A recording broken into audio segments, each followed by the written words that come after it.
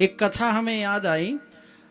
यहाँ अलवर में बहुत पुरानी बात है, हो सकता है कि 400-500 वर्ष पुरानी बात हो। एक कोई सेठ जी थे यहाँ के,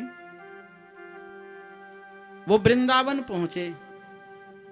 वृंदावन में एक भक्तमाल के बड़े अच्छे संत हुए हैं, प्रिया शरण जी। राधा रमन जी मंदिर के पास में उनका निवास था और भक्तमाल की वो कथा सुनाते थे। भक्तमाल की कथा सुनी ना, सब भक्तों की कथाएं जिसमें है एक ग्रंथ है भक्तमाल, 4 खंडों में है वो ग्रंथ। तो अलवर से चल करके वो सेठ जी वहां पहुंचे और वो महाराज जी से कहा, बोले महाराज जी आप ये अपना भक्तमाल हमें दे दो। अब उस समय ज्यादा प्रतियां छपती नहीं थी। तो प्रिया शरण जी ने कहा कि आप क्या करोगे, आप कथा करते हो क्या? बोले नहीं महाराज जी हम कथा नहीं करते हैं। तो क्या कथा करानी है आपको? बोले नहीं कथा भी नहीं करानी है। आप पढ़ोगे? बोले नहीं हम पढ़ेंगे भी नहीं। तो कहा फिर आप क्या करोगे इसको ले जाके?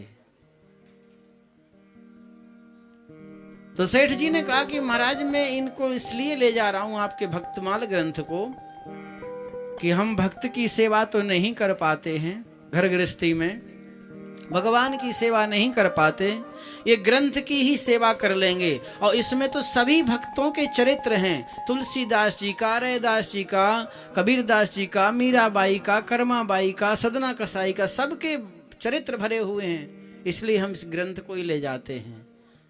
तो प्रिया शरण जी ने कहा कि हम ग्रंथ नहीं देंगे आपको। तो बोले महाराज मैं तो लिखने वाला भी लाया हूं, कलम दवात भी मेरे साथ में है, और आप एक बार दे दीजिए, हम यहीं बैठ के सब भक्तों के चरित्र लिख लेते हैं। ये सत्य घटना है, वो यहीं अलवर के थे भक्त। हो सकता है कि आप लोग उनके परिवार को किसी को जानते भी होंगे, उनकी विशेषता हम बताएंगे तब पता चलेगा आपको। तो पूरा ग्रंथ उन्होंने लिखा वहां वृंदावन में, और लिख करके वो ग्रंथ लेकर के यहाँ आ गए। अपने घर में आए तो घर में अलमारी में ग्रंथ को रख दिया। ग्रंथ का पूजन करते, रोज आरती करते, चंदन चढ़ाते, तुलसी धूप दीप दे करके भोग लगाते। ऐसा करते करते उनको बहुत समय बीत गया, वृद्धावस्था आ गई उनकी। अब वृद्धावस्था आ गई तो वो ग्रंथ की पूजा करना उनसे बनता नहीं था। पुत्रों से कहा तो पुत्र व्यापार करते थे, उनको समय नहीं था, तो बस ऐसे ही वो दर्शन कर लेते थे। ग्रंथ के अलमारी में रखे हुए थे भक्तमाल के ग्रंथ। और एक दिन अंत समय आया कि उनका कंठम घुराए थे। देखो अंत समय जब आता है ना तो कंठ अवरुद्ध हो जाता है, जीव कहना कुछ चाहता है और कुछ निकलता है। तो उनकी भाषा बंद हो गई, बोलती बंद हो गई। तो उन्हें हाथ का इशारा ऐसे किया। उनके पुत्रों ने समझा कि हो सकता है कि अलमारी में यहां कुछ रखा हो जो बताना चाह रहे हो।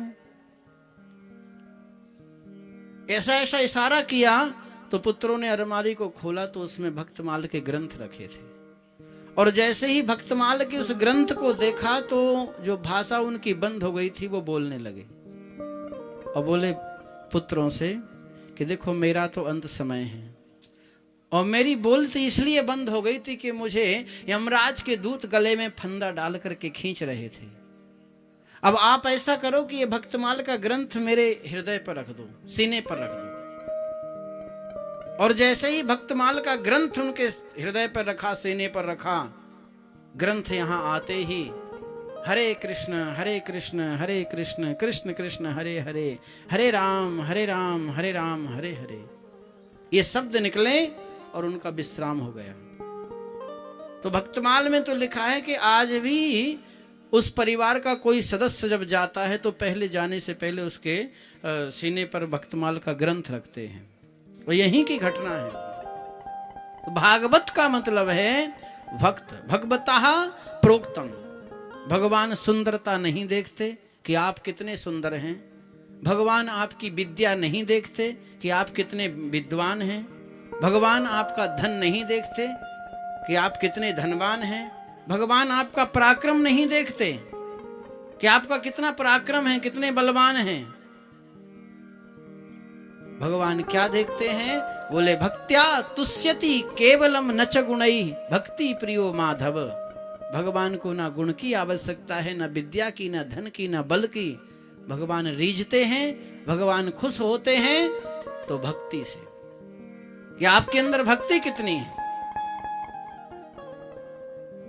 भावते विद्यते देवा, देवता भावना में रहते हैं, मूर्ति में रहते हैं, लेकिन मूर्ति में जब आपकी भावना बनेगी तब मूर्ति में भगवान दिखाई देंगे। और नहीं तो विग्रह है, वह विग्रह तो दुकानदार के यहाँ रखा हुआ है अलमारी में, लेकिन उसी विग्रह को आप लेकर के आते हैं, प्राण प्रतिष्ठा कराते हैं, तो उस विग्रह में भगवान आ जाते हैं। भगवान भावना में रहते हैं। इसलिए भागवत का अर्थ है भक्त।